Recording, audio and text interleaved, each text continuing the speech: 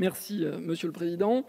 Madame la présidente de la Commission, Monsieur le Président, Monsieur le rapporteur général de la Commission des finances, mes chers collègues, c'est la première fois que nous avons l'occasion de discuter des conclusions du printemps social de l'évaluation en séance publique.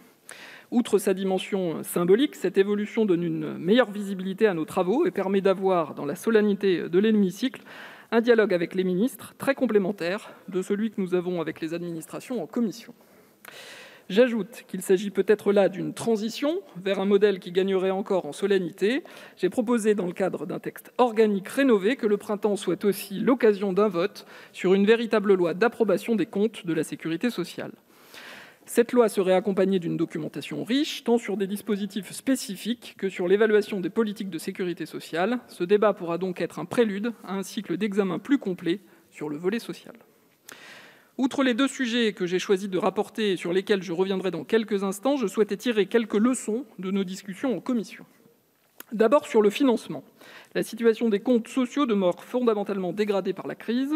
Les déficits demeurent importants et l'ONDAM devrait, en raison de la gestion de la crise, être 14 milliards d'euros au-dessus des montants que nous avions votés lors de la dernière LFSS. Les quelques très bonnes surprises sur les recettes que nous avons connues en 2020 invitent toutefois à espérer.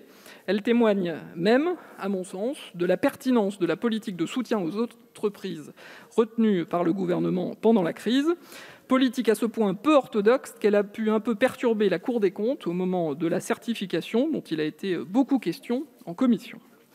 Cela interroge naturellement aussi sur les voies et moyens du nécessaire rétablissement des comptes pour que cette trajectoire soit construite sur le long terme, plutôt que dictée par des circonstances. Un cadre pluriannuel de discussion des finances sociales en particulier semble donc particulièrement utile, et c'est ce que propose le texte organique qui sera soumis à l'approbation de cette Assemblée le mois prochain.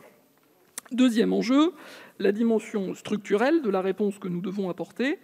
C'est ainsi une démarche très aboutie d'évaluation, y compris d'ailleurs de certaines niches sociales, si cela s'avère nécessaire, qui doit être engagée. Ma conviction est par exemple que le meilleur service que nous rendons à notre assurance maladie, c'est une véritable transformation du système de santé. Sur ce sujet, la publication de l'ensemble des ordonnances attendues depuis la loi Santé de 2019 montre bien la détermination du gouvernement à conserver une vision stratégique de ces politiques au service d'une meilleure protection et d'une meilleure efficacité. Dernière leçon, c'est celui du contrôle parlementaire, dont le printemps n'est d'ailleurs qu'une des réponses. Un cycle complet de contrôle, je l'ai dit, mais aussi un périmètre de contrôle cohérent, une information renforcée, un domaine des lois financières clarifié participerait à son renforcement. Cette ambition n'est pas résumable au seul texte organique que j'évoquais précédemment, mais ces derniers sont le préalable à une appropriation parlementaire renforcée des politiques de sécurité sociale, enjeu majeur tant au regard de leur masse financière que de la place qu'elles ont dans la façon dont nous définissons collectivement l'égalité et la solidarité. À l'heure où nous parlons beaucoup de vaccination contre le Covid-19, j'ai souhaité suivre une réforme essentielle en matière de santé publique, à savoir l'extension des obligations vaccinales des jeunes enfants. L'article 49 de la LFSS pour 2018 étant pour les enfants de 0 à 2 ans, nés à compter du 1er janvier 2018, l'obligation vaccinale qui concernait déjà la diphtérie, le tétanos et la poliomyélite, à 8 vaccins supplémentaires qui n'étaient auparavant que recommandés. L'objectif était de restaurer la confiance des parents dans la vaccination de leurs enfants et d'améliorer les couvertures vaccinales. Le bilan que l'on peut dresser de cette mesure, 3 ans après son entrée en vigueur, est globalement très positif.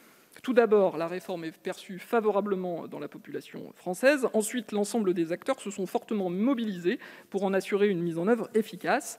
Cette mobilisation a permis une augmentation des couvertures vaccinales et semble contribuer à l'éradication de certaines maladies infectieuses comme la rougeole ou les infections à méningocoque C. Enfin, les analyses de pharmacovigilance confirment la sécurité d'emploi des vaccins. Malgré ce bilan positif, l'objectif d'une couverture vaccinale égale à 95% pour l'ensemble des vaccins obligatoires n'est pas encore atteint. Vous le savez, une méconnaissance, voire une certaine méfiance persiste en matière de vaccination. Les auditions que j'ai menées m'ont permis de dresser un certain nombre de recommandations. Tout d'abord, il nous faut renforcer la communication et la formation en matière de vaccination. De nouveaux efforts de communication en direction des collectivités territoriales et des écoles sont nécessaires. Les premiers enfants concernés par la réforme entreront en effet à l'école maternelle à la rentrée de septembre prochain.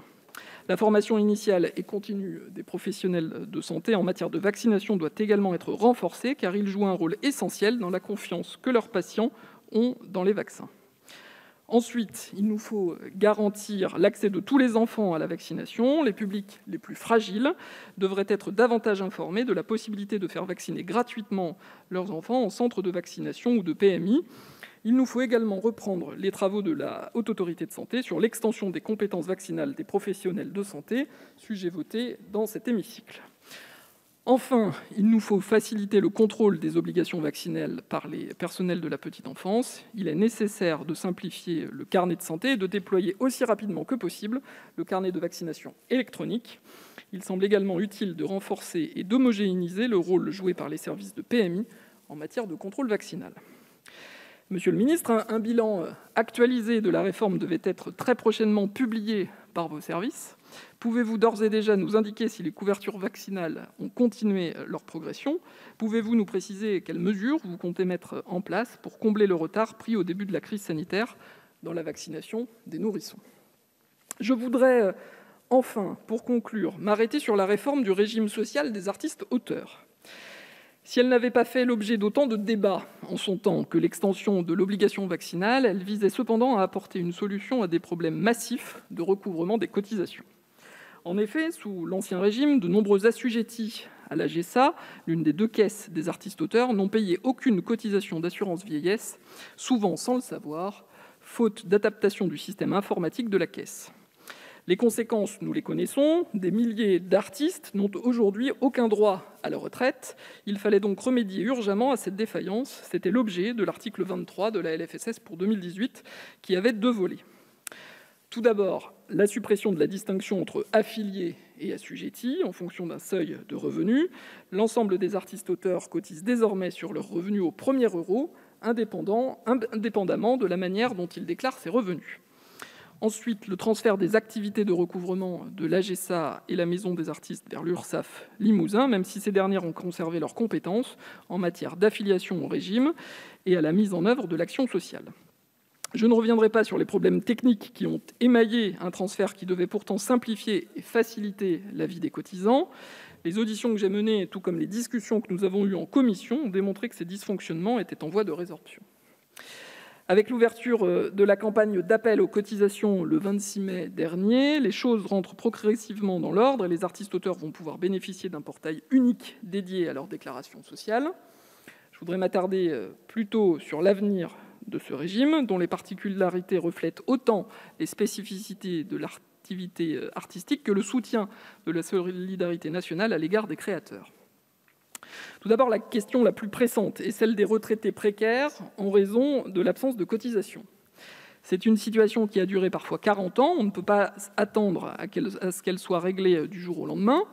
Une circulaire a prévu en outre, dès 2016, des modalités spécifiques de rachat des trimestres manquants, grâce notamment à un étalement du calendrier.